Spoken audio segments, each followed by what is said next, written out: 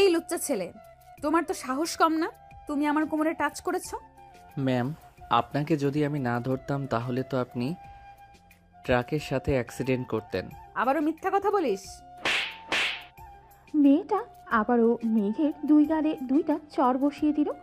এইদিকে মেঘ তো রেগে আগুন, কারণ তাকে অ্যাক্সিডেন্টের হাত থেকে বাঁচিয়েছে, আবার চরও খেয়েছে। এটা দেখে মেঘ এবার বলতে লাগলো, দেখুন ম্যাম, আর একবার যদি আপনি আমার শরীরে টাচ করেন তাহলে কিন্তু অনেক খারাপ হয়ে যাবে, এই বলে দিলাম। কি খারাপ হবে? এখন যদি আমি চিৎকার করি তাহলে আশেপাশের সব লোক দৌড়ে আসবে তোকে মারার জন্য। আজকে কলেজে ইম্পর্ট্যান্ট ক্লাস আছে, এমনিতেই বাড়ি থেকে লেট করে বের হয়েছি, আবার তোর সাথে এই ঘটনা। আর কোনোদিন যদি দেখি কোনো মেয়ের সাথে এমন বাজে ব্যবহার করতে, তাহলে তোকে আমি পুলিশে দেব। মেয়েটার কথা শুনে মেঘের মাথা আরো গরম হয়ে গেল। এমনিতেই দুই গালে দুইটা করে মোট 4টা চর খেয়েছে, গাল দুটো টমেটোর মতো লাল হয়ে আছে। মেয়েটা যেই চলে যেতে চাইবে, এমন সময় মেঘ মেয়েটার হাতে হাত রেখে টান মেরে তার কাছে নিয়ে আসতো আর বলতে লাগলো, আমাকে চর মারার ফল এই দেখো, আমি কি করি তোকে। এই বলে মেঘ তার ঠোঁট জোড়া মেয়েটার ঠোঁটের সাথে এক করে দিয়ে কিস করতে লাগলো। উম্মা উম্মা উম্মা, আমাকে চর মারার ফল এটা। এখন যাই আমি। মেঘ তার বাইকটা নিয়ে চলে গেল ওইখান থেকে। এইদিকে মেয়েটা তো রেগে আগুন হয়ে গেছে। ঘড়ির দিকে তাকাতেই দেখতে পেল 10টা 15 বেজে গেছে। এটা দেখে মেয়েটা মনে মনে বলতে লাগলো, আল্লাহ, তুমি সব সময় আমার কপালেই এমন লিখো কেন? এমনিতেই আজকে ঘুম থেকে উঠতে দেরি হয়ে গেছে, আবার এই ছেলেটা আমার সঙ্গে এইসব। ছি ছি ছি, ভাবতেই অবাক লাগতেছে। আজকে মনে হয় না আর ক্লাস টেস্টটা দিতে পারবো। এই বলে মেয়েটা দৌড় দিল ভার্সিটির উদ্দেশ্যে। 5 মিনিটের মধ্যে মেয়েটা চলে গেল ভার্সিটিতে। ক্লাসরুমের সামনে দাঁড়িয়ে হাঁপাচ্ছে আর বলতেছে, স্যার, আসতে পারি? আরে মায়া, তুমি আজকে এত দেরি করলে কেন? তাড়াতাড়ি ভিতরে আসো, পরীক্ষা শেষ হতে আরও 15 মিনিট বাকি আছে। স্যার, ঘুম থেকে উঠতে দেরি হয়ে গেছে। আচ্ছা, এই নাও প্রশ্ন আর খাতা লেখা শুরু করো। মায়া স্যারের কাছ থেকে প্রশ্ন আর খাতা নিয়ে লেখা শুরু করলো। চলুন এখন পরিচয়টা সেরে ফেলা যাক। এখন যে পরীক্ষা দিচ্ছে, এই হচ্ছে আমাদের গল্পের নায়িকা। নাম হচ্ছে সুমাইয়া তাসনিম মায়া। সবাই তাকে মায়া নামেই চিনে। এই কলেজের গুড গার্ল সে। মায়া এবার অনার্স 2য় বর্ষের ছাত্রী। এখন গল্পে ফেরা যাক, আস্তে আস্তে সব জানতে পারবেন। এখন চলেন আমাদের নায়কের কাছ থেকে ঘুরে আসি। এদিকে মায়া পরীক্ষা দিতে থাকুক। কি রে মেঘ, তোর গাল দুটো এরকম টমেটোর মতো লাল হয়ে আছে কেন? কেউ কি তোকে আদর করেছে নাকি? শালা, আর বলিস না, আমার ভাগ্যটাই খারাপ। ওই দিন পাশের বাসার আন্টির পাখি উড়ে গেছে, ওইটা ধরে দিয়ে এসেছি। ওইখানেও আন্টি আমাকে চোর বলে ডেকেছে। আজকে কলেজে আসার সময় একটা মেয়ে হাঁটতে হাঁটতে মাঝ রাস্তায় চলে গেছে, তাকে বাঁচিয়েছি। সেই মেয়ে বলে কিনা আমি লুচ্চা, আমি তার কোমরে ইচ্ছা করে হাত দিয়েছি। সে আমাকে 2 গালে 4টা চড় দিয়েছে, আমি তার ঠোঁটের স্পর্শ দিয়েছি। ব্যাস, খেল খতম, পয়সা হজম। তুই আগ বাড়িয়ে উপকার করতে যাস কেন? তোকে বারবার মানা করা সত্ত্বেও তুই উপকার করতে যাস। আচ্ছা বাদ দে এসব কথা, এখন মেয়েটা দেখতে কেমন সেটা একটু বল। সালা, তুই আর ভালো হলি না। আমি রাইসাকে এখনই বলতেছি, তুই যে অন্য মেয়ের দিকে তাকাস ড্যাব ড্যাব করে। জানিস ওই তো রাইসা আমার কথা কতটুকু বিশ্বাস করে। হয়েছে দোস্ত, আর বলতে হবে না। এখন চল ক্যান্টিনে গিয়ে তোর গালে কিছুক্ষণ বরফ ডলতে থাকি, তাহলে তোর গাল আরও ফুলে যাবে। হুম, চল যাই। মেঘ আর রাফি চলে গেল ক্যান্টিনে। চলুন এবার আমাদের নায়কের পরিচয় পর্বটা সেরেই ফেলি। আমাদের নায়কের নাম হচ্ছে মেঘ। এবার অনার্স 3য় বর্ষে পড়ে। তার বাবা বিখ্যাত বিজনেসম্যান। তারা 2 ভাই বোন। মেঘের পরিচয়টা তো এতটুকু থাক, আবার পরে জানতে পারবেন সব কিছু। মেঘ আর রাফি ক্যান্টিনে বসেই 2 গালে বরফ টলতেছে। এদিকে মায়া তার পরীক্ষা শেষ করে তার সব ফ্রেন্ডদের নিয়ে চলে আসলো ক্যান্টিনে। চেয়ারে বসতেই মায়ের বান্ধবী মারিয়া বলতে লাগলো, আচ্ছা মায়া, তুই কি কোনো দিনও শুধরাবি না? আমি প্রতিদিন তোকে ফোন দিয়ে ঘুম থেকে উঠিয়ে কলেজে আনি, আজকেও কতগুলো ফোন দিয়েছি, ঘুম থেকে তো উঠেছিস, তাহলে দেরি হলো কেন কলেজে আসতে? এই দিকে তো পরীক্ষায় ডাব্বা মেরে কান্না করবি। আর বলিস না মারিয়া, এক ছেলে রাস্তার মধ্যে আমার কোমর জড়িয়ে ধরেছিল। ওইখানে ছেলেটার গালে কয়েকটা চড় মারার পর যেই চলে আসতে যাব তখন ছেলেটা আমাকে টান মেরে তার বুকের সাথে লাগিয়ে জড়িয়ে ধরে লিপকিস করেছে। ওই ছেলেকে যদি আর একবার পাই তাহলে আমি তাকে খুন করব। যা হবার হয়ে গেছে, এখন এসব ভুলে যা। কি খাবি বল? যা ইচ্ছা অর্ডার দে, তোরা যেটা খাবি আমিও সেটাই খাবো। ঠিক আছে, অর্ডার দিতেছি। মারিয়া 4 জনের জন্য কফি অর্ডার করে দিল। এইদিকে মেঘ তার গালে কিছুক্ষণ বরফ ডলার পর গালের ফোলাটা একটু কমলো। এটা দেখে রাফি বলতে লাগলো, মেঘ চল দোকান থেকে কিছু খেয়ে আসি, খুব ক্ষুধা লাগছে। শালা পেটুক কোথাকার, তাড়াতাড়ি চল গিয়ে খেয়ে আসি, না খেলে তো আবার কান্না করবে তোর পেট। হা হা হা। এমনিতেই 5 জনের খাবার একলা সাবার করে দিস তুই। থাক, যাইতে হবে না, আমি কিছু খাবো না, তুই একাই গিয়ে খেয়ে আয়। আরে চল, আমি তো মজা করছিলাম তোর সাথে, তুই সিরিয়াসলি নিস কেন সব কিছু?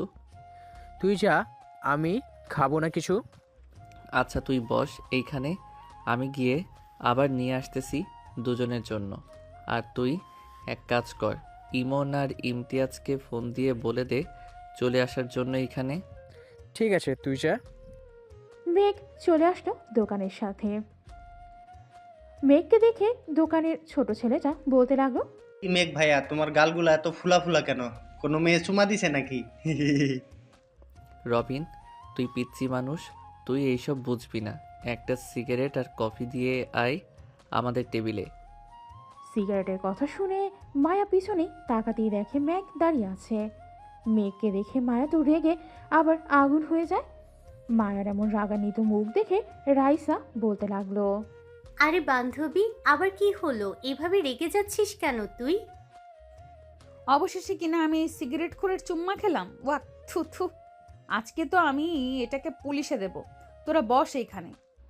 এই বলে মায়া চেয়ার থেকে উঠে মেঘের সামনে দাঁড়াতেই মেঘ তার মুখের ভেতরে থাকা সমস্ত সিগারেটের ধোঁয়া মায়ার মুখের ওপর ছেড়ে দিল। এইদিকে মায়া কাশতে শুরু করলো। কিছুক্ষণ পর মায়া কিছুটা স্বাভাবিক হয়ে মেঘের শার্টের কলার চেপে ধরে বলতে লাগলো, কলেজে সিগারেট খাওয়া অ্যালাউ না, তুই জানিস না? আজকে তোকে প্রিন্সিপাল স্যারের কাছে নিয়ে যাব। চল আমার সাথে। এই মেয়ে, তোমার তো সাহস কম না। একে তো আমার শার্টের কলার চেপে ধরেছো, আবার বলতেছো প্রিন্সিপালের কাছে নিয়ে যাবে। রাস্তায় কিন্তু বেশি কিছু করি নাই, তোমার ভাগ্য ভালো। এখন যদি বেশি করো তাহলে কিন্তু। তাহলে কি? তাহলে কি আমাকে ভয় দেখানো হচ্ছে? আমি তোমার এইসব ফাও কথায় ভয় পাই না। বলে দিলাম। মায়া, কলারটা ছেড়ে দে বলতেছি। তুই মেঘ ভাইয়াকে চিনিস না, উনি যা বলে তাই করে। এখন আল্লাহ ভালো জানে তোর কি অবস্থা হয়। রাইসা, তুইও আমাকে চিনিস না, আমি রেগে গেলে কি করতে পারি। এই তোকে বলেছি না আমার সাথে আসতে। মেঘ মায়ার হাত ছাড়িয়ে নিল তার কলার থেকে। আস্তে আস্তে মায়ার দিকে এগিয়ে যাচ্ছে। এদিকে মায়াও পিছিয়ে যাচ্ছে আর বলতেছে, দেখো, আমি কিন্তু তোমাকে ভয় পাই না বলে দিলাম। ভয় পাও না? তাহলে পিছনে যাচ্ছ কেন? এক জায়গায় দাঁড়াও, দেখি তোমার কত বড় সাহস এই মেঘ চৌধুরীর শার্টের কলার ধরার। আজ পর্যন্ত এই কলেজে আমার সাথে গলা উঁচু করে কেউ কথা বলতে পারে নাই, সেইখানে তুমি আমার শার্টের কলার ধরেছো। এই বলতেছে আর মায়ার দিকে ক্রমশ এগিয়ে যাচ্ছে। এদিকে মায়াও পেছনে যেতে যেতে এক পর্যায়ে দেওয়ালের সাথে লেগে পড়ে। এদিকে মেঘ আবারও মায়ার কোমর জড়িয়ে ধরে এক হাতে, এটা দেখে তো ক্যান্টিনে থাকা সবাই হতবাক হয়ে যায়। এক হাতে কোমর জড়িয়ে ধরেছে, আরেক হাতে মায়ার চুলের মুঠি ধরেছে, যাতে কিস করার সময় মায়া নড়াচড়া কম করতে পারে। আস্তে আস্তে মেঘ তার ঠোঁট জোড়া মায়ার ঠোঁটের সাথে চেপে ধরে ললিপপের মতো চুষতে থাকে। কিছুক্ষণ চষার পর মেঘ একটু জোরেই মায়ার ঠোঁটের মধ্যে কামড় বসিয়ে দেয়। মায়ার সাথে সাথে চিৎকার করে ওঠে। আহ! মায়ার চিৎকার শুনে মেঘ মায়াকে ছেড়ে দিয়ে ওইখান থেকে চলে যায়।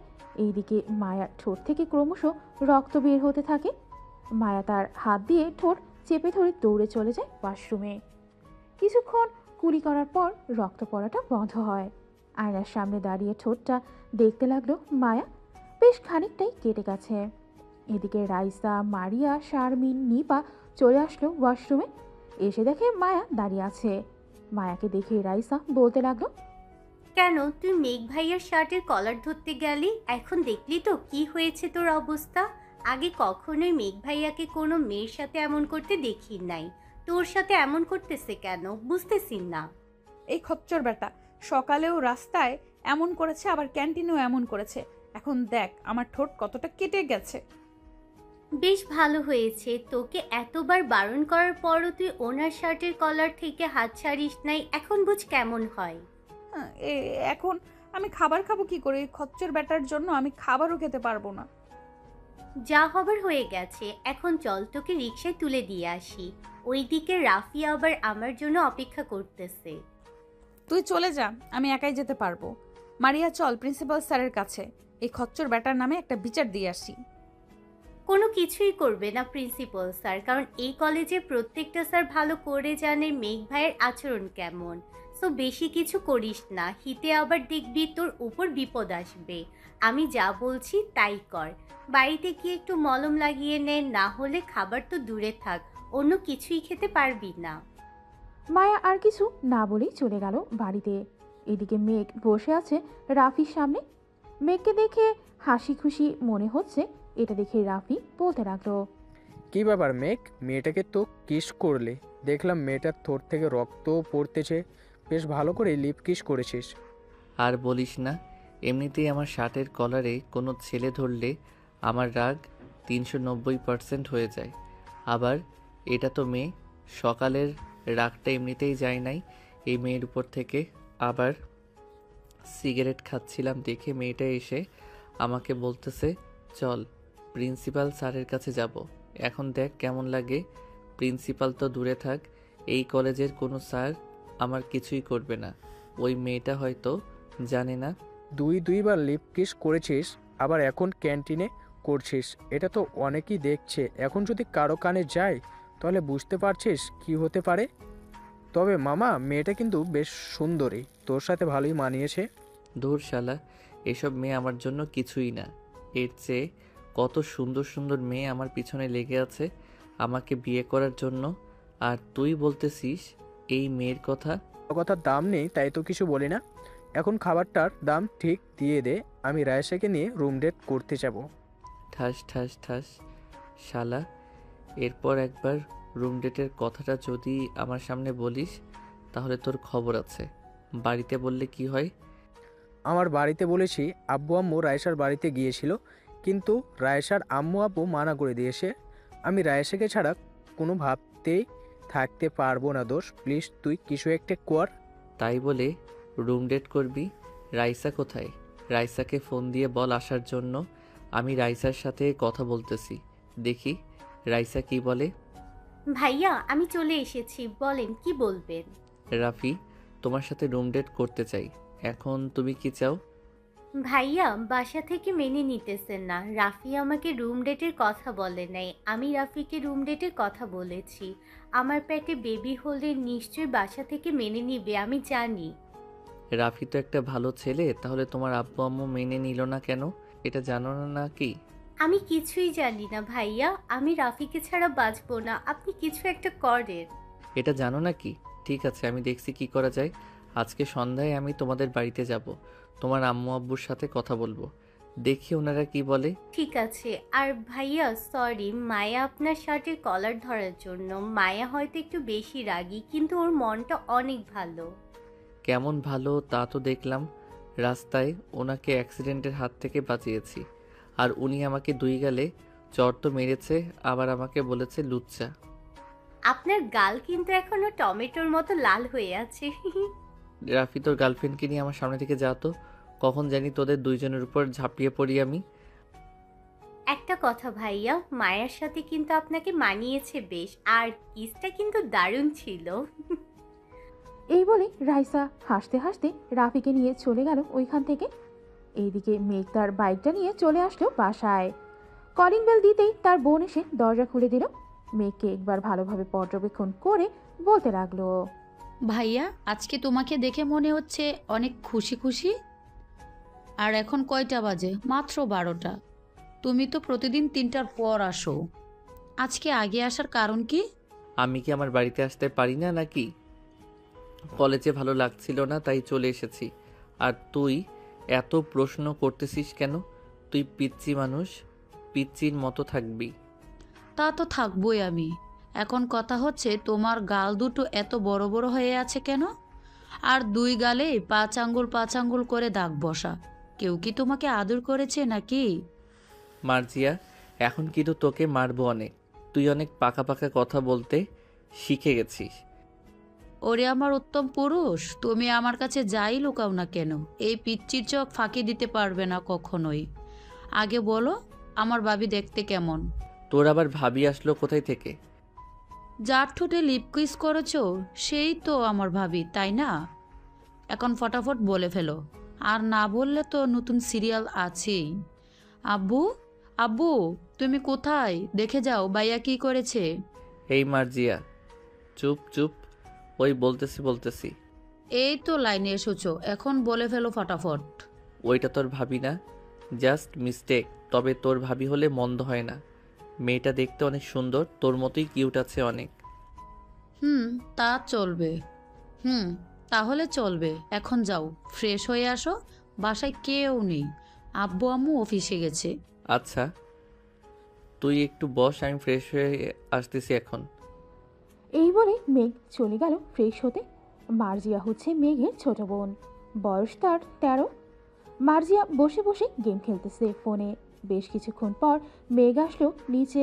দুইজন মিলে দুপুরের খাবার খেয়ে নিল। খাওয়া দাওয়া শেষ করে বসে টিভি দেখতেছে। এমন সময় মেঘের ফোনটা বেজে উঠল। তাকিয়ে দেখে রাফি ফোন দিয়েছে। কলটা রিসিভ করতে ওই পাশ থেকে রাফি বলতে লাগলো, মেঘ কোথায় যাচ্ছিস? একটু নদীর পাড়ে আয় তো, সবাই এসেছে এখানে। আচ্ছা, আমি আসতেছি, 10 মিনিট অপেক্ষা কর। এই বলে মেঘ ফোনটা কেটে দিয়ে মার্জিয়াকে বলে চলে গেল বাহিরে। বাইকটা নিয়ে সোজা চলে আসলো নদীর পাড়ে। এসে দেখে সবাই বসে আছে। সবাইকে দেখে মেঘ বলতে লাগলো, কি ব্যাপার, সবাই এইখানে বসে আছো যে? কলেজে কোনো সমস্যা হয়েছে নাকি? না ভাই, তেমন কোনো সমস্যা হয়নি। তবে আমাদের কলেজের সবাই বলতেছে যে একটু ঘুরতে যাবে। এখন আমরা তো আর আপনাকে না বলে কিছু ব্যবস্থা করতে পারি না।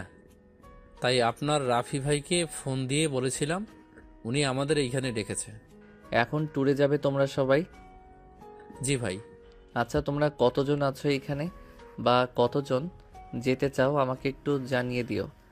আমি সেই হিসাবে একটা বাস না হয় ভাড়া করে দিব। ভাই, আমাদের পুরো কলেজ যাবে। আমরা প্রিন্সিপাল স্যারকে বলেছি, উনি বলেছে আপনার সাথে কথা বলার জন্য। আজকে রাতে যদি সিদ্ধান্ত দেন তাহলে আমাদের কলেজের একটা গ্রুপ আছে, ওইখানে একটা পোস্ট করব। যারা যারা যাবে তারা সবাই ইনবক্স করবে। আমরা তাদের নাম নিয়ে একটা লিস্ট তৈরি করে ফেলবো। তাহলে তো ভালোই হয়। তো তোমরা লিস্ট তৈরি করো, রাত 1টায় বা 2টায় আমাকে জানিয়ে দিবে। পরে আমি সেই হিসেবে টিকিট কাটবো। আর একটা কথা ছিল ভাই। আর কি কথা? যা যা বলা দরকার তা তো বলেই দিয়েছো। আসলে ভাই, আমাদের গার্লফ্রেন্ডদের সিটটা একসাথে দিলে একটু ভালো হতো। এখন আপনি যা বলেন তাই হবে। ও আচ্ছা, এই ব্যাপার তোমাদের। তাহলে তো যাওয়া যাবে না। আমার তো গার্লফ্রেন্ড নেই, আমি একা কার সাথে যাব? ভাই প্লিজ এমন করবেন না। আমরা না হয় ওই মায়াকে আপনার সাথে দিয়ে দিব। আজকে যেই মেয়েকে আপনি ক্যান্টিনে লিপকিস করছেন তাকে। ভাই তোমরা যাও, আমি যাব না, আমি ব্যবস্থা করে দিতেছি। আরে এমন করিস কেন? সবাই যখন বলতে তাহলে চল না। অনেক দিন তো হলো কোথাও ঘুরতে যাই না, আজকে নয় ঘুরে আসি চল। ঠিক আছে, তবে আমি ওই মেয়ের সাথে বসবো না, অন্য কোথাও বসবো। ঠিক আছে, যেখানে ইচ্ছা ওইখানে বসে পড়িস, আমরা আমাদের জায়গা পাইলেই চলে। এখন তোমরা গ্রুপ পোস্ট করে দাও, রাতে জানিয়ে দিব আমাদের, তাহলেই হলো। ঠিক আছে ভাই, এখন তাহলে আমরা যাই, গিয়ে লিস্ট তৈরি করি। আর ভাড়া কত করে নিব সবার কাছ থেকে? কোথায় যাবে এটাই তো সিলেক্ট করো নাই, তাহলে ভাড়া আমরা সিলেক্ট করব কিভাবে?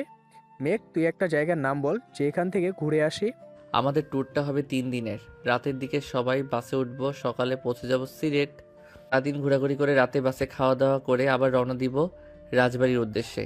ওইখানে থাকবো একদিন। পরের দিন সকালে আমরা রওনা দিব নীলক্ষা ইউনিয়নের দিকে। শুনেছি ওই জায়গাটা অনেক সুন্দর। সো তোমরা কি বলো? ঠিক আছে ভাই, এটাই ফাইনাল। তাহলে আমরা বাস ভাড়া 2000 করে ধরি। আচ্ছা এটাই ধরো, রাতে আমি গাড়ির ড্রাইভারদের সাথে কথা বলে দাম ফুরিয়ে নিব, পরে না হয় ভাড়া কমলে কমানো যাবে। সবাই চলে গেল।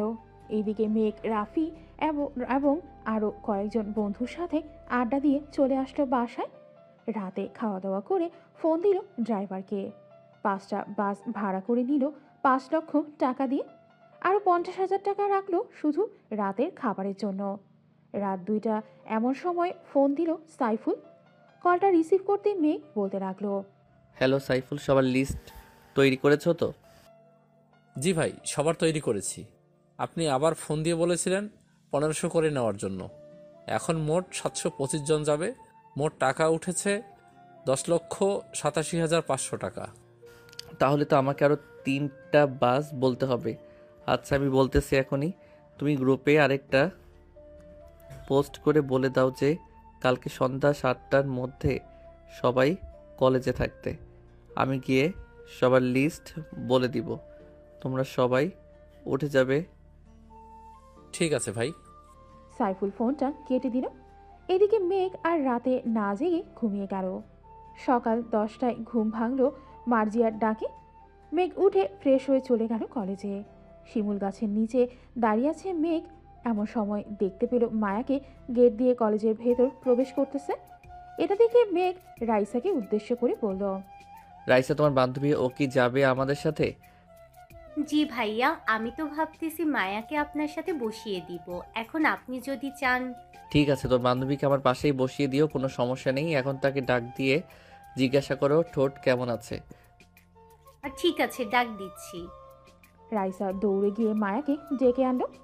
এদিকে মায়া মেঘের পাশে দাঁড়াতেই মেঘ একবার মায়ের দিকে তাকিয়ে মুচকি হাসি দিয়ে প্রিন্সিপাল স্যারকে উদ্দেশ্য করে বলতে লাগলো, প্রিন্সিপাল স্যার, আমরা তো 3 দিনের ট্যুরে যাচ্ছি। আপনি সবাইকে ভালো করে বলে দেন যে যদি কোথাও কোনো বিপদ হয় তাহলে বলবেন, সাথে এই নাম্বারগুলোতে ফোন দিতে। সবাই নাম্বারগুলো তুলে ফেলেন। মেঘ, আমার মান সম্মানটা রেখো তুমি। এতজন ছাত্রছাত্রী নিয়ে যাইতেছি, যাতে কারো কোনো বিপদ না হয়, কারো কোনো সমস্যা না হয়। আপনি কোনো চিন্তা করবেন না স্যার, আপনারা তো যাইতেছেন আমাদের সাথে। প্রত্যেকটা বাসে 2 জন করে স্যার আর 2 জন করে ম্যাডাম থাকবেন। যদি কোনো সমস্যা হয় আমাকে ফোন দিতে বলবেন। এখন সবাই বাড়িতে চলে যাও, সবার সব কিছু গুছিয়ে 7টার মধ্যে চলে আসবে সবাই। আমরা 4টায় এইখানে থেকে গাড়ি ছাড়বো ইনশাল্লাহ। মেঘের কথা শুনে সবাই চলে গেল। সন্ধ্যা 6টা। মেঘ বসে আছে কলেজে। প্রত্যেক বাসে সিট নাম্বার আছে। ওই নাম্বারগুলো দিয়ে দিতেছে আর সবাইকে উঠাচ্ছে বাসে। সবাইকে উঠানো শেষ হতেই মেঘও বাসে উঠে পড়ল। সকলকে পানির বোতল আর বিরিয়ানির প্যাকেট দিয়ে দিল। এদিকে মেঘ মায়ার পাশের সিটে বসতেই মায়া দাঁড়িয়ে গেল আর বলতে লাগলো, অন্য কোথাও জায়গা নেই, সো চুপচাপ বসে খাবার খান। আর কালকের জন্য সরি, আমি ইচ্ছে করে আপনাকে ওইভাবে কিস করতে চাই নাই। হয়েছে, আর কিচ্ছু বলতে হবে না। আমার ঠোঁট তো কেটেই ফেলেছেন, এখন আমি খাবারও খেতে পারছি না। বিরিয়ানিটা কোনো রকমে খেয়ে নেন। আর এই বেগে আপনার জন্য কিছু চিপস আর আপনার কিছু পছন্দের জিনিস আছে। তার মানে আপনি ইচ্ছে করে আমাকে আপনার পাশে বসিয়েছেন? আপনাকে ইচ্ছে করে বসিয়েছি। সমস্যা হলে বলেন, আমি দাঁড়িয়ে দাঁড়িয়ে যাব। আমার সমস্যা আছে, আপনি দাঁড়িয়ে দাঁড়িয়ে যান। মেঘ আর কোনো কথা না বলেই সিট থেকে উঠে দাঁড়িয়ে গেল। উপরে হ্যাঙ্গারে হাত দিয়ে দাঁড়িয়ে আছে আর এইদিকে বাস চলতেছে তার আপন মনে। কয়েক ঘন্টা চলে গেল, কিন্তু মায়া এখনও বলে নাই যে মেঘকে তার সিটে বসতে। রাত প্রায় 2টা। মেঘ এখনও দাঁড়িয়ে আছে আর সবাই ঘুমাচ্ছে। মায়াও ঘুমাচ্ছে। জানালাটা হালকা খোলা থাকার কারণে বাতাসটা মায়ার মুখের উপর এসে পড়তেছে। মায়ার চুলগুলো এলোমেলো হয়ে তার মুখের উপরে এসে পড়েছে। এটা দেখে মেঘ আস্তে আস্তে মায়ার মুখের চুলগুলো সরিয়ে দিতেই মায়া পড়ে উঠল। আর কষ্ট করতে হবে না, বসে থাকেন সিটে। মায়ার মুখের কথা শুনে মুখ থতমত খেয়ে গেল আর বলতে লাগলো, আপনি এখনো ঘুমান নাই? আমি জানি তো আপনি এমন করবেন, তাই আর ঘুমাই নাই। বসে পড়েন, আর কষ্ট করতে হবে না, অনেক কষ্ট করেছেন। মেঘ বসে পড়ল মায়ার পাশের সিটে। বেশ কিছুক্ষণ পর মায়াও ঘুমিয়ে গেল। এদিকে মেঘ এক দৃষ্টিতে তাকিয়ে আছে মায়ার দিকে। বাতাসে মায়ার চুলগুলো উঠতেছে। জ্যোৎস্না মাখা চাঁদের আলো মায়ার মুখের ওপরে পড়তেই আরও বেশি সুন্দর লাগছে মায়াকে। মেঘ আস্তে আস্তে মায়ার ঠোঁটের দিকে ক্রমশ এগিয়ে যাচ্ছে। এমন সময় ড্রাইভার গাড়িটা জোরে ব্রেক করতেই মেঘের ঠোঁট জোড়া মায়ার ঠোঁটের সাথে লেগে গেল। এদিকে মেঘ ভাবতেও পারে নাই যে এমন ঘটনা ঘটবে। মেঘের ঠোঁট জোড়া মায়ার ঠোঁটের সাথে লাগতেই মায়ার ঘুমটা ভেঙে গেল। আর মেঘের দিকে রাগী চোখ নিয়ে তাকিয়ে বলল, আপনি সত্যি একটা লুচ্চা ছেলে। আপনার সাথে বসাই আমার অপরাধ হয়েছে। কালকে আর আপনার পাশে বসবো না। সরি, আসলে একদম চুপ, আর কোনো কথা শুনতে চাই না। মায়া মেঘের গালে চড় মারতেই মেঘ উঠে দাঁড়িয়ে গেল আবার আগের মতো। ফজরের আজানের সাথে সাথেই সবগুলো গাড়ি এক সিরিয়ালে সিলেটে ঢুকলো। সকাল 7টা। সবাই ফ্রেশ হয়ে হোটেল থেকে খাওয়া দাওয়া করে যে যার মতো ঘুরতে থাকলো। এদিকে মেঘ বসে আছে, কারণ সে এই জায়গায় আরও কয়েকবার এসেছে, আর তাই বাইরে যায় নাই, বাসের মধ্যেই ঘুমাচ্ছে। এদিকে মায়া, মারিয়া, শারমিন তিনজন একসাথে ঘোরাঘুরি করতেছে। ঘোরাঘুরি করতে করতে মারিয়া মায়াকে উদ্দেশ্য করে বলতে লাগলো, কিরে মায়া, তোকে দেখে মনে হচ্ছে তুই কারোর ওপর অনেক রেগে আছিস, মুখ লাল হয়ে আছে। আর বলিস না, একটা লাফাঙ্গা লুচ্চা ছেলেকে আমার পাশে বসিয়েছে। সে রাতে আবারও আমার ঠোঁটে চুমু খেয়েছে। হয়তো মেঘ ভাইয়া তোকে পছন্দ করে, তাই এমন করে।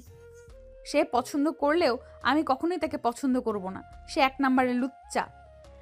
কেন যে মেঘ ভাই আমাকে পছন্দ করলো না? আমাকে পছন্দ করলে যা চাইতো আমি তাই দিতাম ওনাকে। তাহলে তুই বসে পড়িস আমার সিটে, রাতে ভালো করে আদর করে দিস তোর এই লুচ্চা ক্রাশকে। কিন্তু শিট, চেঞ্জ করা যাবে না। যেখানে বসেছে ওইখানেই বসে থাকতে হবে। চেঞ্জ করা গেলে তো আমি কবেই চলে যেতাম তার কাছে। হয়েছে, এই টপিক বাদ দিয়ে এখন চল কিছু ছবি তুলে নেই। সবাই ছবি তুলতে লাগলো। দুপুর 2টা বাজতেই নদী থেকে গোসল করে মেঘ সবার জন্য রান্না বসিয়ে দিল। এদিকে সকল ম্যাডামরা মেঘকে হেল্প করতেছে। 6টার মধ্যেই রান্না শেষ হতেই সবাই বাসে বসে পড়ল। মেঘ সবার জন্য হিসেব করে সবগুলো বাসে খাবার দিয়ে আসতো। দোকান থেকে একটা সিগারেট নিয়ে খেতে খেতে চলে আসতো বাসের সামনে। প্রিন্সিপাল স্যারকে বলে মেঘ চলে গেল 4 নাম্বার বাসে, কারণ আজকে আর মায়ার সাথে বসবে না। মেঘকে না দেখতে পেয়ে রাইসা বলতে লাগলো, কি রে মায়া, মেঘ ভাইয়া আসলো না যে? তুই কি ওনাকে কিছু বলেছিস কি? আমি কি বলতে যাব? আমি কিছুই বলি নাই। আর উনি কোথায় আমিও জানি না। প্রিন্সিপাল স্যার, মেঘ ভাইয়া তো এখনো আসেন নাই, বাস তো ছেড়ে দিচ্ছে। মেঘ 4 নাম্বার বাসে আছে। মায়া তোমার পাশে বসবে আয়শা। ঠিক আছে স্যার। রাতে সবাই খাওয়া দাওয়া শেষে বসে আছে। এদিকে মেঘ তার সিটে বসে গেম খেলতেছে। রাত প্রায় 12টা। মায়া কি যেন একটা জিনিস মিস করতে লাগলো, কিন্তু সে বুঝতে পারছে না। এদিকে মেঘ জানালার কাছে বসে বাতাস খেতে খেতে ঘুমিয়ে গেল। রাজবাড়ি আসতেই মেঘ সবাইকে সকালের নাস্তা করিয়ে দিয়ে পুরো রাজবাড়িটা ঘুরিয়ে দেখালো। আজকে একবারও মেঘ মায়ার দিকে তাকায়নি। এদিকে মায়া বারবার মেঘের দিকে তাকাচ্ছে। সে কি করতেছে সব কিছু দেখতেছে। সন্ধ্যা হয়ে আসতেই মেঘ আবারও সবাইকে নিয়ে বাসে উঠে পড়ল। এমন সময় মায়া রাইসাকে উদ্দেশ্য করে বলল, রাইসা, তুই একটু স্যারকে বলে মেঘকে এখানে আনার ব্যবস্থা কর না। আজকে কেন ভাইয়াকে লাগবে? আয়শার সাথেই আজকে রাতটা কাটিয়ে দে। কালকে তো ওই জায়গায় ঘোরাঘুরি করে রাত 11টার মধ্যে বাসে চলে যাব। ও আচ্ছা, তাহলে আর কি বলবো, থাক। মেঘ আবারও 3 নাম্বার বাসে উঠে পড়ল। মায়া যেই বাসে আছে সেই বাসে। মেঘ রাইসাকে উদ্দেশ্য করে বলতে লাগলো, রাইসা, তুমি তোমার বান্ধবীর সাথে গিয়ে বসো। রাফির সাথে আমার কিছু কথা আছে। ঠিক আছে ভাইয়া, আপনারা কথা বলেন, আমি বসতেছি। মায়া আর রাইসা গল্প করতে লাগলো, কিন্তু মায়ার মন তো পড়ে আছে মেঘের কাছে। মায়াকে ছটফট করতে দেখে রাইসা বলতে লাগলো, কি মায়া, কষ্ট হচ্ছে নাকি? আমার কিসের কষ্ট হবে? আমি তো বসেই আছি, তোর কষ্ট হচ্ছে সেটা বল। বুঝি বুঝি, আর বলতে হবে না। মেঘ ভাইয়া, আপনি ওই সিটে গিয়ে বসেন। রাফির সাথে না বলতে কেমন যেন লাগে। হায় রে ভালোবাসা, আজ পর্যন্ত আমার কপালে একটা জুটলো না। যাও, রাফির কাছে যাও। মেঘ মায়ার পাশে বসতেই মায়া একটু নড়ে চড়ে বসতো। এদিকে মায়া ঘুমের ভান ধরে শুয়ে আছে, যাতে মেঘ প্রথম দিনের মতো আজকে আবার তার সাথে এমন করে। কিন্তু মেঘ তো ফোন টিপতে ব্যস্ত। এটা দেখে মায়া রাগে মেঘের ঠোঁট জোড়া তার ঠোঁটের সাথে চেপে ধরে কামড় বসিয়ে দিল। বেশ কিছুক্ষণ যাওয়ার পর মায়া মেঘকে ছেড়ে দিয়ে আবারও তার সিটে ভালো করে বসে পড়ল। এইদিকে মেঘের ঠোঁট থেকে রক্ত পড়তেছে। এটা দেখে মেঘ বলল, আমার ঠোঁট থেকে রক্ত পড়তেছে, কিছু করেন বা। এখন কি করি, ওয়েট। এটা বলে আবারও মায়া তার ঠোঁট জোড়া মেঘের ঠোঁটের সাথে লাগিয়ে চুষতে লাগলো ললিপপের মতো। প্রায় 20 মিনিট মায়া মেঘের ঠোঁট জোড়া চুষে খেয়ে নিল। ভালো এক্সপিরিয়েন্স আছে তোমার, আগে কয়জনের সাথে করেছো? মেঘ, মুখ সামলে কথা বলবে। একমাত্র তোমার সাথে ছাড়া আমার এই শরীর কেউ স্পর্শ করতে পারে নাই। ও আচ্ছা, এখন আমি ঘুমাবো তোমার বুকে। এইভাবে কিভাবে ঘুমাবে? আর কেউ দেখলে কি বলবে? কেউ কিছুই বলবে না, এখন ঘুমাতে দাও। মেঘ মায়ার বুকের সাথে মাথাটা ঠেকিয়ে বলতে লাগলো, তুমি আজকে পড়ো নাই ওটা? মেঘের মুখ থেকে এই কথা শুনে মায়া লজ্জায় পড়ে গেল। কি বলবে বুঝতে পারছে না। মায়া চুপচাপ মেঘকে জড়িয়ে ধরে আছে। এইদিকে মেঘ পরম যত্রে মায়ার বুকে ঘুমিয়ে গেল। ফজরের আজান দিতেই মায়ার ডাকে ঘুম ভাঙল মেঘের। মেঘ, ফজরের আজান দিতেছে, উঠো। উঠতেছে, একটা চুমু দাও। মায়া মেঘের পুরো মুখে অনেকগুলো কিস করলো। ফজরের আজান দিতে গাড়ি এসে নীলক্ষা ইউনিয়নের জায়গায় থামল। সবাই সকালের সূর্যোদয় দেখল। মেঘ বিভিন্ন জায়গায় ঘুরিয়ে ঘুরিয়ে দেখাতে লাগলো সবাইকে। দেখা দেখি শেষ করে দুপুরে খাবার খেয়ে আবার উঠে পড়ল বাসে। রাত 9টা বাজতেই গাড়ি এসে থামলো আজিমপুর কলেজ গেটের সামনে। মেঘ সবার সিট নাম্বারগুলো নিয়ে সবাইকে গাড়িতে উঠিয়ে দিল, যাতে সবাই বাড়িতে চলে যেতে পারে। ড্রাইভারদের 6,25,000 টাকা দিয়ে দিল মেঘ। মেঘ, এখন বাসায় যা, বাকি যা টাকা থাকবে কালকে হিসাব করে সবাইকে দিয়ে দেওয়া হবে, কি বলিস? আমিও এটাই ভাবতেছি, তবে প্রিন্সিপাল স্যারের সাথে কালকে কথা বলে নেই, উনি কি বলে তাও তো শুনতে হবে, তাই না? চল, তোকে বাড়িতে দিয়ে আমি ওই দিক দিয়ে চলে যাব। তোর যেতে হবে না, আমি একাই যেতে পারবো, তুই যা।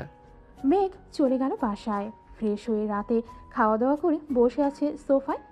এমন সময় মেঘের আম্মু আর মার্জিয়া এসে মেঘের পাশে বসে বলতে লাগলো, মেঘ, লেখাপড়া তো করতেছিস, তোর আব্বুর অফিসেও তো মাঝে মধ্যে সময় দিতে পারিস গিয়ে, তাহলে তোর আব্বু কিছুটা সময় রেস্ট করতে পারবে।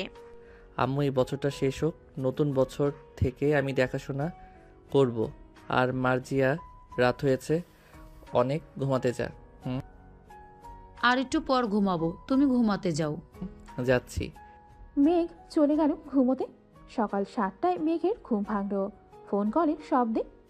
ঘুম ঘুম চোখে কলটা রিসিভ করতে ওই পাশ থেকে প্রিন্সিপাল বলল, মেঘ, তুমি একটু তাড়াতাড়ি কলেজে আইসো তো, কথা আছে তোমার সাথে।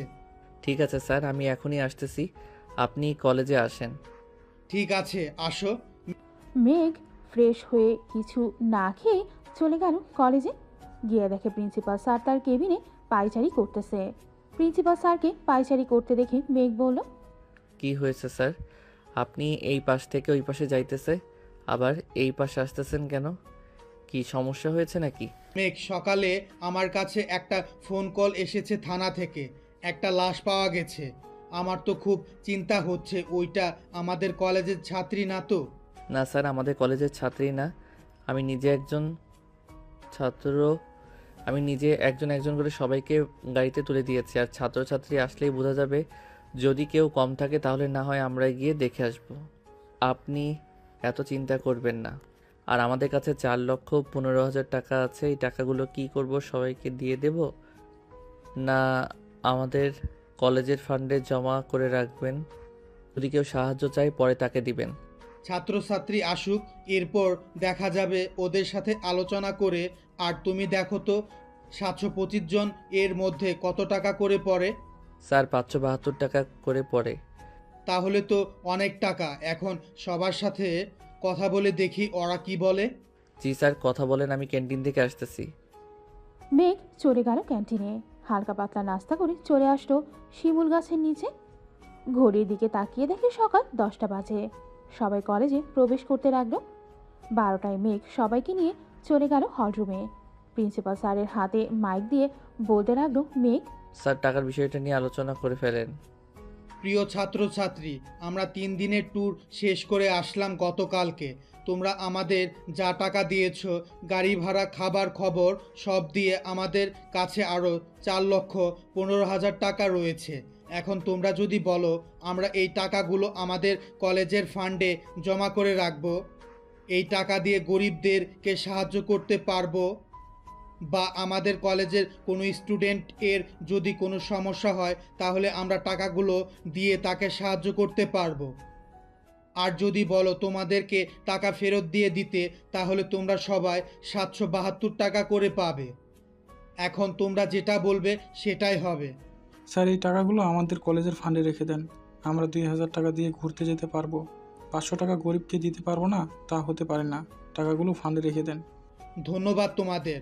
আর তোমরা এখন বাড়িতে চলে যাও, রেস্ট করো 2-1 দিন। আমরা কয়েকদিন 1টা পর্যন্ত ক্লাস করিয়ে ছুটি দিয়ে দেব। প্রিন্সিপাল স্যারের কথা শেষ হতেই সবাই এক এক করে চলে গেল বাসায়। এইদিকে মায়া অপেক্ষা করতেছে মেঘের জন্য। মেঘ বাহিরে আসতেই মায়া বলল, কি ব্যাপার লুচ্চা মশাই? কলেজে তো বেশ সাধু সাধু ভাব নিয়ে থাকেন, আমার কাছে আসলেই কেন লুচ্চামি শুরু করেন? তোমার কাছে করব না তো কার কাছে করব? ওই শারমিনের কাছে? আমার কাছ থেকে যেতে পারলে তো করবি, অন্যজনের সাথে। চল এখন কোথায় থেকে ঘুরে আসি। ঠিক আছে চলো। মেঘ মায়াকে নিয়ে চলে আসলো একটা সুন্দর কফি শপে। দুইজন বসে গল্প করতেছে আর কফি খাচ্ছে। মেঘ, আমি তোমাকে ভালোবেসে ফেলেছি এই কয়দিনে। মাত্র তো 5 দিন হলো। এই 5 দিন এত ভালোবাসা আসলো কোথায় থেকে? এখন যদি আমি তোমাকে ছেড়ে দেই, তোমার সাথে যোগাযোগ না করি, তাহলে কি করবে তুমি? সোজা তোমার বাড়িতে গিয়ে উঠবো। আর কি করব? পরে তোমার আম্মুর কাছে বলবো যে তুমি আমাকে ধর্ষণ করেছো, আমার ঠোঁটে চুমু খেয়েছো, আমার বুকে মাথা রেখে ঘুমিয়েছো। সি সি সি, তুমি তো দেখি গাড়তারা মাইয়া। আল্লাহ কেন যে তোমার সাথে দেখা করিয়ে দিল। আমি যে তোমার কপালে জুটেছি এটাই অনেক। তোমার মতো লুচ্চা বেটাকে কে বিয়ে করবে বলো তো? কেন শারমিন করবে বিয়ে? হা হা হা হা। মেঘ এই কথাটা বলতেই মেঘের ঠোঁটে আবারও মায়া কামড় দিতে থাকে। বেশ কয়েকবার কামড় দিতেই মেঘ মায়ার শরীরে হাত দিল। এত নরম কেন এটা? লুচ্চা বেটা, হাত কয় দাও, হাত কিন্তু ভেঙে দিব। বললেই হলো নাকি? আমার জিনিসে তুমি হাত দিবে আর আমি তোমাকে ছেড়ে দিব নাকি? মেঘ মায়ার সাথে কিছুক্ষণ দুষ্টুমি করে মায়াকে তার বাসায় নামিয়ে দিয়ে চলে গেল বাড়িতে। কলিং বেল দিতেই মেঘের আব্বু এসে দরজা খুলে দিল। মেঘ তার আব্বুকে ভীষণ ভয় পায়। আব্বু, তুমি এই সময় বাড়িতে? কাজ নেই তা বাড়িতে? তুই মধুমিতা কফি শপে এগিয়ে গেছিলি তাই না রে? তোমাকে কে বললো আমি মধুমিতা কফি শপে গিয়েছিলাম? যাই বলুক না কেন, এইসব কি? মেঘের দিকে ফোনটা এগিয়ে দিয়ে বলল। মেঘ যে মায়াকে জড়িয়ে ধরে বসেছিল ওই পিকটা কে যেন তুলে তার বাবার কাছে পাঠিয়েছে। কফি শপে বসে আছিস, এইসব করা হচ্ছে তাই না? ভালো ভালো, আমিও এক সময় এনেছিলাম। মেঘের কাছে হাত রেখে তার বাবা কথাটা বলল। এইদিকে মেঘ তো ভয়ে শেষ হয়ে যাচ্ছিল। তার বাবার মুখে এমন কথা শুনে মুখে কিছুটা দীর্ঘ নিঃশ্বাস ফেলে বলল, আসলে আব্বু, মেয়েটাকে আমি। আর বলতে হবে না, বুঝে গেছি আমি। কালকে একবার নিয়ে আসিস তো দেখবো আমরা। পরে না হয় তুই বিজনেসম্যানটাকে কিছু বুঝে নিস, তখন বিয়েটা দিয়ে দেব। ঠিক আছে আব্বু, এখন যাই তাহলে আমি। মেঘ চলে গেল তার রুমে। ফ্রেশ হয়ে খাওয়া দাওয়া করে সোফায় বসে টিভি দেখতেছে। এমন সময় মার্জি এসে কানে কানে মেঘকে বলতে লাগলো, ভাইয়া, নিচে ভাবি এসেছে। তুমি যার পিক দেখিয়েছিলে সে এইখানে আসলো কি করে? আমি জানি না, তবে আমার কাছে একটা প্ল্যান আছে। সেটা হচ্ছে আমি তাকে বলবো না আমি তোমার বউ। সে দেখি কি বলে। তুমি ঘরে গিয়ে লুকিয়ে পড়ো। ঠিক আছে তাহলে তুই থাক, আমি যাই এখন। মেঘ তার রুমে গিয়ে লুকিয়ে পড়ল। এদিকে মার্জিয়া দরজা খুলতেই দেখে মায়া দাঁড়িয়ে আছে। মায়াকে না চেনার ভান করে বলতে লাগলো, কে আপনি? কার কাছে এসেছেন? মেঘ বাসায় আছে নাকি? ওর সাথে একটু দরকার ছিল। আমার জামাইয়ের সাথে আপনার কি দরকার? আর আপনাকে তো আগে কখনোই এই ভাষায় দেখি নাই আসতে বা যাইতে। আপনার জামাই মানে বুঝলাম না, কি বলতেছেন আপনি? মেঘ বিবাহিত, আগে তো জানতাম না। আগে জানলে কি করতেন? আর যা বলার আমাকে বলেন, আমি আমার বরকে বলে দিব। কিছু না, এমনি এসেছিলাম। আচ্ছা আমি এখন যাই, মেঘ বাসায় আসলে আমার কথা বইলেন। ঠিক আছে, যান তাহলে। মায়া চলে গেল। এইদিকে মার্জিয়া তো বেশ খুশি। দরজাটা লাগিয়ে দিয়ে দৌড়ে চলে আসলো মেঘের রুমে। এসে দেখে তার ভাইয়া ফোনে কার সাথে যেন কথা বলতেছে। মার্জিয়াকে দেখে ফোনটা রেখে দিল মেঘ, আর বলতে লাগলো, কি যে মায়া চলে গেছে নাকি? যেই ডোজ দিয়েছি আমি, দেখবে আজকে সারা রাত কান্না করবে তোমার জন্য।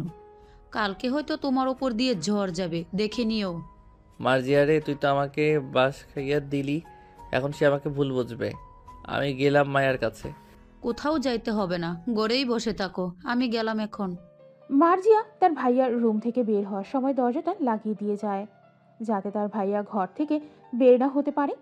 এদিকে মায়া তার বাড়িতে এসে দরজাটা লাগিয়ে দিয়ে কান্না করতে লাগলো। এদিকে মায়ার আম্মু হঠাৎ তার মেয়ের এমন পরিবর্তন দেখে বেশ অবাক হলো। মায়ার রুমের দরজার সামনে এসে দাঁড়িয়ে বলতে লাগলো, কি হয়েছে মায়া? হঠাৎ বাহির থেকে এসে দরজা লাগিয়ে দিলি কেন? দরজা খোল মা, কি হয়েছে আমাকে বল, না বললে সমাধান করব কিভাবে? যাও তো এখান থেকে, আমাকে বিরক্ত করবে না বলে দিলাম। মায়ার কথা শুনে মনিরা বেগম চলে গেল নিচে। এইদিকে মায়া বালিশে মুখ গুজে কান্না করতেছে আর বলতেছে, আমাকে কেন ধোকা দিলে মেঘ? আমি কখনোই তোমার কাছে এমনটা আশা করি নাই।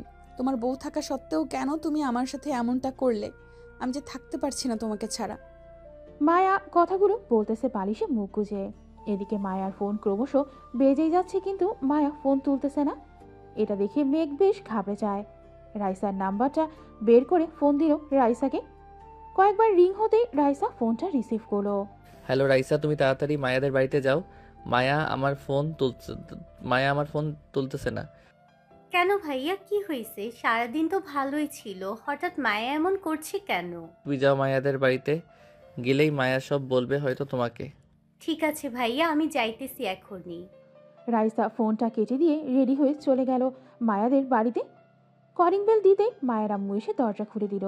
রাইসাকে দেখে মায়ের আম্মু বলতে লাগলো, রাইসা, একটু দেখো তো মায়া কেন কান্না করতেছে। আমি কিছুক্ষণ ডেকে এসেছি, কিন্তু দরজা খুলতেছে না। আবার কিছু হয়ে যায় নাই তো মায়ার? কিছুই হবে না আন্টি, আমি যাইতেছি এখনই।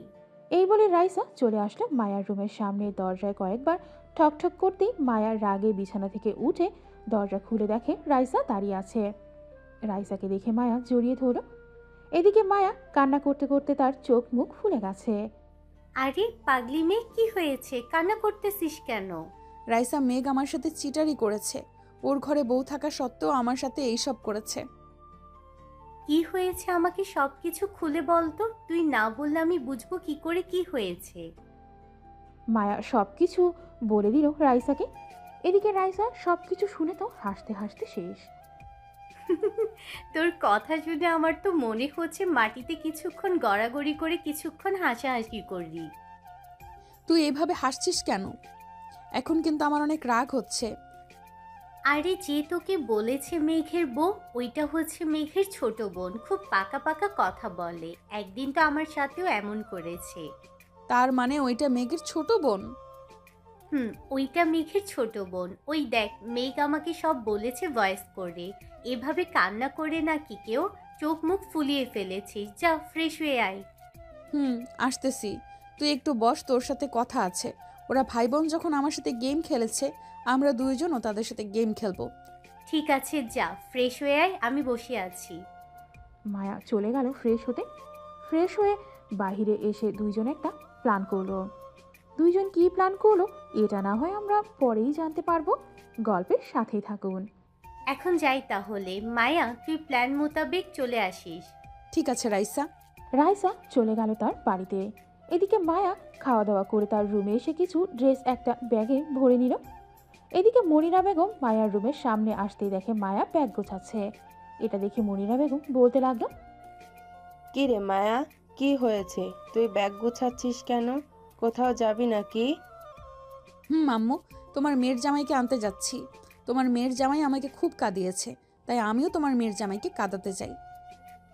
যা করবি বুঝে শুনে করবি, কিন্তু হিতে আবার বিপরীত না হয়। ঠিক আছে আম্মু, তুমি আব্বুকে বলে রেখো যাতে আমার জন্য চিন্তা না করে। আমি কিছুদিন পরেই চলে আসব। আমার সাথে প্রতিদিন একবার হলেও এসে দেখা করে যাস। ঠিক আছে আম্মু। আর তুমি বড় খালাকে বলো আমাদের বাসায় আসতে, কিছুদিন না হয় থেকে যাক, ওনারা তো বলেছিল আসবে। আমি ফোন দিয়ে দেখি তোর খালা কি বলে। এখন ঘুমিয়ে পড়। ঠিক আছে আম্মু। মনিরা বেগম চলে গেল। এদিকে মায়া সবগুলো গোছগাছ করে ঘুমিয়ে গেল। সকাল 6টায় মায়ের ঘুম ভাঙল রিংটনের শব্দে। বিছানা থেকে উঠে তাড়াতাড়ি ফ্রেশ হয়ে খাওয়া দাওয়া করে চলে আসলো রাইসাদের বাসায়। রাইসে দোয়া করিস যাতে আমার প্ল্যানটা সাকসেসফুল হয়। 2 ভাই বোনকে এমন শিক্ষা দিব এই জন্মে কেন, পরের জন্মেও আমার সাথে লাগতে আসবে না। এখন যাও, মেঘদের বাসায় 10টা বেজে গেছে, নয়তো দুজনে বেরিয়ে গেছে। মেঘদের বাসায় গিয়ে ফোন দিবি আমাকে। ঠিক আছে, যাই রে তাহলে। মায়া চলে গেল মেঘদের বাসায়। কলিং বেল দিতে মেঘের আম্মু এসে দরজা খুলে দিল। মায়াকে দেখে বলতে লাগলো, এই মেয়ে, কে তুমি? এখানে কি করো? আম্মু, আমি আপনার ছেলের গার্লফ্রেন্ড। আমার নাম মায়া। আজ থেকে আমি এই বাড়িতেই থাকবো। আপনার ছেলে আর মেয়ে মিলে কালকে আমাকে অনেক কাঁদিয়েছে, এখন আমি দুজনকে কাঁদাবো। যাক, একজন পাইলাম আমার মেয়ে আর ছেলেকে কন্ট্রোল করার মতো। ভিতরে আসো মা। মায়া ভেতরে চলে গেল। মায়াকে মার্জিয়ার রুমটা দেখিয়ে দিল মেঘের আম্মু। মায়া ফ্রেশ হয়ে নিচে এসে চলে আসলো। শাশুড়ি আর বৌমা বসে বসে সিরিয়াল দেখতেছে। এইদিকে মেঘ কলেজে অপেক্ষা করতেছে মায়ার জন্য। বেলা 11টা বেজে গেছে, কিন্তু মায়া এখনো আসতেছে না দেখে মেঘ রাইসাকে বলতে লাগলো, রাইসা, আজকে মায়া আসলো না যে, বাসায় কোনো সমস্যা হয়েছে নাকি? না তো, বাসায় তো সব কিছু ঠিকঠাকই আছে। মায়ের জ্বর এসেছে, তাই হয়তো আসে নাই। চিন্তা করবেন না, কালকে হয়তো আসবে। জ্বর এসেছে বলে ফোনেরও কি জ্বর আসবে? ফোনটা বন্ধ করে রাখছে নাকি আমার সাথে কথা বলবে না তোমার বান্ধবী? আমি তো জানি না তো কথা বলবে না কি কথা বলবে না। কালকে ওদের বাড়ি থেকে আসার পর আর যোগাযোগ হয়নি আমাদের। ও আচ্ছা, তোমরা ক্লাস করো, আমি বাড়িতে চলে যাচ্ছি। কোনো কিছুই ভালো লাগতেছে না। আচ্ছা ভাইয়া, আপনি যান। যদি মায়ের সাথে কথা হয় তাহলে আমি আপনাকে জানিয়ে দিব। ঠিক আছে। এই বলে মেঘ তার বাইকটা নিয়ে বাসার দিকে রওনা দিল। এইদিকে রাইসা মায়ার নতুন সিমে ফোন দিতেই মায়া রিসিভ করলো। রাইসা, বল কি হয়েছে? আমাদের প্ল্যান ঠিকঠাক মতো চলতেছে। মেঘ তোর কথা চিন্তা করতে করতে বেচারা পাগল হয়ে বাসার দিকে যাইতেছে। ঠিক আছে, এখন রাখলাম, আমি আমার কাজ করে গিয়ে। তাড়াতাড়ি যা। মায়া ফোনটা কেটে দিয়ে চলে আসলো মার্জিয়ার রুমে। ব্যাগ থেকে একটা বোরখা আর হিজাব বের করে পরে নিল। মুখটা হিজাব দিয়ে এমনভাবে বেঁধেছে যাতে তাকে কেউ চিনতে না পারে এবং মুখ দেখা না যায়। সব কিছু পরে চলে আসলো নিচে। হাসনা বেগম মায়ার এমন কাণ্ড দেখে বলতে লাগলো, কি ব্যাপার মায়া, তুমি এই সময় বোরকা পরছো কেন আর মুখও ঢেকে রেখেছো? আপনার ছেলে আসতেছে, আর আমি যে এই বাড়িতে এসেছি কাউকে বলবেন না। দুইজনকে এমন টাইট দিব যাতে আর কোনো দিন কারোর সাথে বেয়াদপি না করে। ওই দেখো, মেঘের নাম নিতে না নিতেই কলিং বেল বেজে উঠেছে। যাও গিয়ে দরজা খুলে দেখো মেঘ এসেছে কিনা, নাকি অন্য কেউ। আম্মু, যাচ্ছি।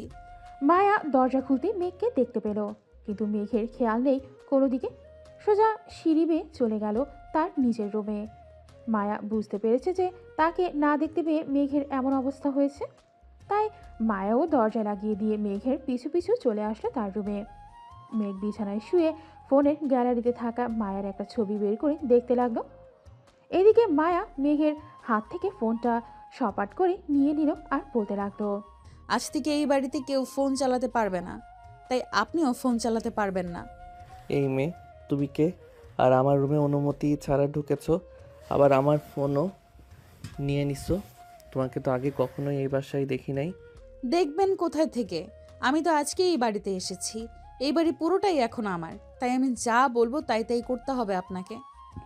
এই মেয়ে, কি আবল তাবল বলতেছো? আমাদের বাড়িতে এসে আবার তুমি দাবি করতেছো এটা তোমার বাড়ি। আম্মু দেখে যাও তো একটু। হাসনা বেগম তাড়াতাড়ি করে চলে আসলো মেঘের রুমে। এসে দেখে মেঘের ফোন মায়ার হাতে। এটা দেখে মেঘকে বলতে লাগলো, কি হয়েছে? এইভাবে সারের মতো চেঁচামেচি করতেছিস কেন? এই মেয়েটাকে আর আমার রুমে ঢোকার সাহস পেল কোথায় থেকে? এই মেয়ে হচ্ছে আজ থেকে এই বাড়ির মালিক। তোর আব্বুর ব্যবসায় লজ গিয়েছে, তাই এই বাড়িটা বিক্রি করে দিয়েছে এই মেয়ের কাছে। এখন এই মেয়ে যা বলবে আমাদের তাই শুনতে হবে। কি বলতেছো আম্মু এসব? উনি ঠিকই বলতেছে, এখন থেকে আমি যা যা বলবো তাই তাই করতে হবে। আন্টি আপনি নিচে যান, আমি ওনাকে দেখতেছি। ঠিক আছে, আমি যাচ্ছি। আর মেয়েটার সাথে বেয়াদবি করিস না। বেয়াদবি করলি কিন্তু মেয়েটা পরে আমাদেরকে এই বাড়ি থেকে বের করে দিবে। এই বলে হাসনা বেগম চলে গেল নিচে। এদিকে মায়া মেঘের রুমে থেকে একটা লাঠি নিয়ে মেঘকে উদ্দেশ্য করে বলতে লাগলো, এই ছেলে তোর প্যান্ট খোল। ছি ছি, আপনি তো অনেক বাজে মেয়ে। আপনি এই বাড়িটা কিনেছেন বলে আমাকে যা খুশি বলবেন আমি তাই করব, এটা কিন্তু না। আমার অধিকার আছে তাই আমি বলতেছি, এখন যদি না খুলিস তাহলে কিন্তু এটা দিয়ে তোকে মারবো। মেঘ আর কোনো উপায় না পেয়েই দরজাটা বন্ধ করে তার খুলে ফেললো। মায়া তো হাঁ করে তাকিয়ে আছে মেঘের দিকে। বাহ, বেশ লজ্জা পাচ্ছ দেখছি। শার্ট খোল। শার্ট খুলতে হবে কেন আবার? যা বলছি তাই কর তাড়াতাড়ি। মেঘ শার্টটা খুলে খাটের ওপর রেখে দিল। এদিকে মায়া এক পা করে সামনে এগোতে এগোতে চলে আসলো মেঘের সামনে। মেঘকে জড়িয়ে ধরতে মায়া কিছুটা উত্তেজিত হয়ে বলল। এদিকে মেঘ কী করবে বুঝে উঠতে পারছে না। বেশ কিছুক্ষণ জড়িয়ে ধরার পর মায়া ছেড়ে দিয়ে বলতে লাগলো, এই এখন শার্টটা পরে ফেল। আপনি তো আমার সব দেখে ফেলেছেন, আবার আমাকে জড়িয়েও ধরেছেন। কি বললি তুই কুত্তা? সরি, আর বলবো না, আমার ভুল হয়েছে। মেঘ এক দৌড়ে চলে গেল ওয়াশরুমে। এদিকে মায়া আর দাঁড়িয়ে না থেকে মেঘের ফোনটা নিয়ে চলে আসলো নিচে। মেঘকে দেখে হাসনা বেগম বলতে লাগলেন, যাক, তুমি পারবে আমার ছেলে আর মেয়েকে সাহায্য করতে। কি রান্না করব বলো? আপনার আর রান্না করতে হবে না, আজ থেকে আমি রান্না করব। আপনি কি খাবেন এটা বলেন। তুমি যেটা বানাতে পারো ওইটাই রান্না করো গিয়ে। দেখি আমার বৌমার হাতের রান্নাটা কত ভালো। ঠিক আছে, তবে শ্বশুর মশাইকে দেখছি না, উনি কোথায় গেছে? উনি অস্ট্রেলিয়াতে গেছেন 3 দিনের জন্য, মঙ্গলবার চলে আসবে। ও আচ্ছা, আপনি একটু আসেন, আমাকে দেখিয়ে দিয়ে যান কোথায় কি কি আছে। ঠিক আছে, চলো তোমাকে দেখিয়ে দিয়ে আসি। মায়াকে সব দেখিয়ে দিল হাসনা বেগম। এদিকে মায়া ফ্রিজ থেকে সব কিছু বের করে রান্না করতে শুরু করলো। দুপুর 2টা বাজতেই কলিং বেল বেজে উঠল। মায়া গিয়ে দরজা খুলতেই দেখতে পেল মার্জিয়া দাঁড়িয়ে আছে। মার্জিয়াকে দেখে মায়া বলতে লাগলো, কি ব্যাপার মার্জিয়া আক্তার, স্কুল শেষ করে এসেছো তাই না? এতক্ষণ তোমার জন্যই অপেক্ষা করছিলাম। ভেতরে আসো, ভেতরে আসো। আপনাকে তো চিনলাম না, আপনি কে? ধরে নিতে পারো আজ থেকে আমি এই বাড়ির মহারানী। এখন থেকে তোমরা আমার প্রজা। আম্মু আম্মু, এই মেয়েটা কে? আমাকে এইসব বলতেছে কেন? আজ থেকে উনি এই বাড়ির মালিক। উনি যা যা বলবে আমাদের তাই তাই করতে হবে। মানে কি বলতেছো? আম্মু, এটা তো আমাদের বাড়ি, উনি বলতেছে কেন এটা ওনাদের বাড়ি? উনি এই বাড়িটা কিনে ফেলেছে, তাই এটা ওনার বাড়ি, আমাদেরকে থাকতে দিয়েছে। ভাইয়া ভাইয়া, আম্মু এসব কি বলতেছে? উনি নাকি আমাদের থেকে এই বাড়ি কিনে নিয়েছে? আব্বু ব্যবসায়ী লস খেয়ে এই বাড়িটা বিক্রি করে দিয়েছে, তাই আর কি আমাদের ওনার কথা মানতে হবে। মার্জিয়া আর কিছু না বলে চলে গেল তার রুমে। এদিকে মায়াও মার্জিয়ার পিছু পিছু চলে আসলো রুমে।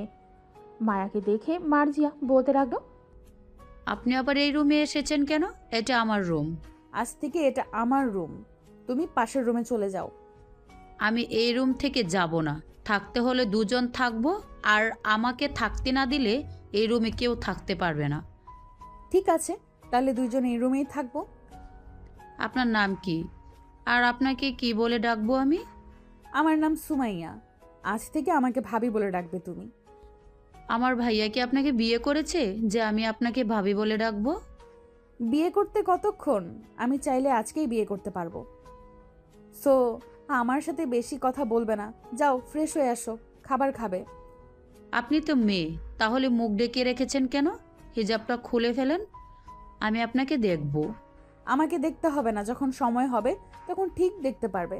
এখন যা বলতেছি তাই করো, তাড়াতাড়ি খাবার খেতে আসো তোমার ভাইকে নিয়ে। মায়া চলে গেল নিচে। বেশ কিছুক্ষণ পর মার্জি আর মেঘ চলে আসলো খাবার টেবিলে। মেঘ খাবার খাচ্ছে আর মায়ের দিকে তাকাচ্ছে। এদিকে মায়া হিজাবের ভেতরে মিট মিট করে হাসতেছে আর মনে মনে বলতেছে, চান্দু, আমার সাথে পাঙ্গা নিতে এসেছো। আমি কি জিনিস তুমি এখনো বুঝতে পারো নাই। যখন ধরবো তখন ঠিক জায়গায় ধরবো, এই দিকে সেই দিকে ধরবো না। সবাই খাওয়া দাওয়া করে চলে যেতেই মায়াও খাবার খেয়ে নিল। দেখতে দেখতে রাত হয়ে গেল। মার্জিয়া তার রুমে চিৎপটাং হয়ে শুয়ে আছে, আর এইদিকে মায়ার রুমে ঢুকতে ঢুকতে বলল, এই মেয়ে, সোজাসুজি হয়ে শুয়ে পড়ো।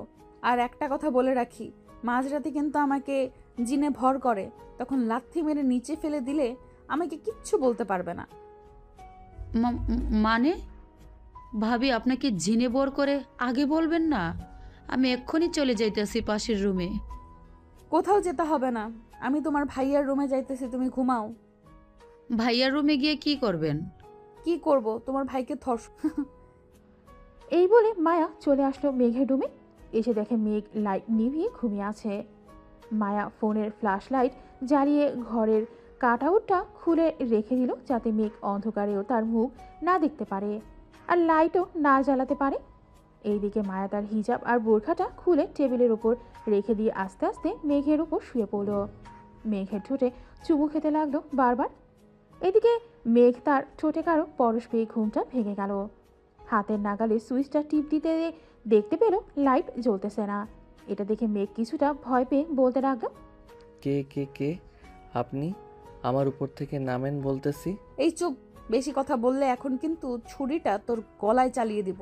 শুয়ে আছিস, শুয়ে থাক। মায়া আস্তে আস্তে মেঘের শার্ট প্যান্ট খুলে ফেলল। এইদিকে মেঘও কম যায় কিসের, আস্তে আস্তে মায়ার ঠোঁটে কিস করতে করতে মায়ার শরীরের বিভিন্ন স্থানে কিস করে মায়াকে আরো উত্তেজিত করে ফেলল। মিস সুমাইয়া ওরফে মায়া, তুমি ভাবছো আমি তোমাকে চিনব না? আমি তোমার চোখ আর কথা শুনে বুঝে ফেলেছি তুমি আমার মায়া। এখন আদর করব না? এই বলে মেঘ যেই উঠে যেতে যাবে, এমন সময় মায়া টান মেরে মেঘকে তার উপরে ফেলে দিল আর বলতে লাগলো, আমাকে যখন উত্তেজিত করেছো তখন আদর না করলে তো আমি ছাড়ছি না তোমাকে। এখন বেশি কথা না বলে আদর করা শুরু করো তো।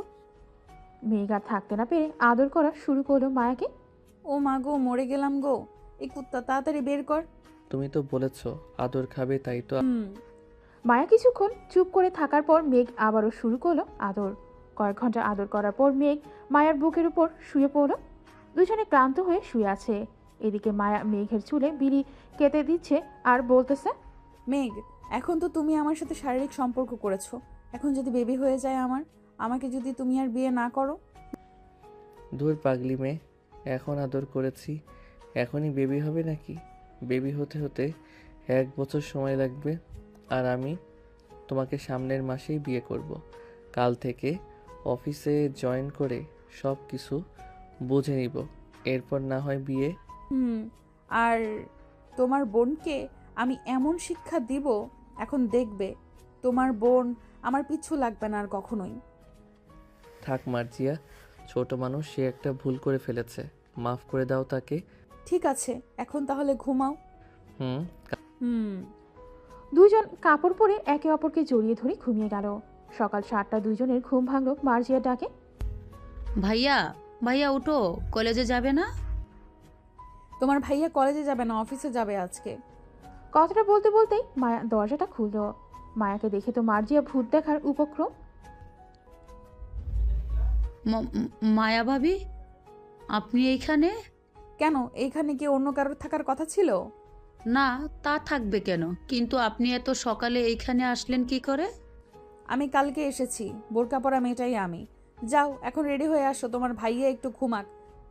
তার মানে আপনি আর ভাইয়া সামথিং সামথিং?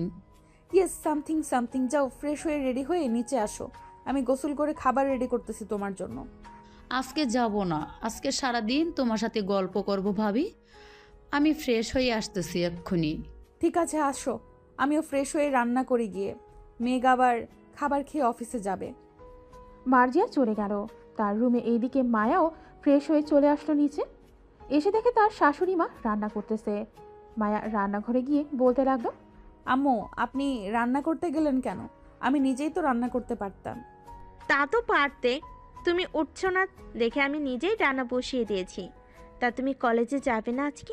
না, আজকে আমি, মার্জি আর মেঘ আপনাদের অফিসে যাব, ঘুরে ঘুরে দেখে আসবো সব কিছু। ঠিক আছে, তাহলে রেডি হয়ে আসো, আমারও রান্না করা শেষ। আমি না হয় খাবারগুলো টেবিলে রেখে দিতেছি। আমার কাছে দেন, আমি রেখে আসতেছি। মায়া সব খাবারগুলো টেবিলে রেখে রুমে চলে গেল। গিয়ে দেখে মেঘ এখনো ঘুমাচ্ছে। এটা দেখে মায়া আস্তে আস্তে মেঘের পাশে বসে তার ঠোঁট জোড়া মেঘের ঠোঁটের সাথে লাগিয়ে দিয়ে দিল।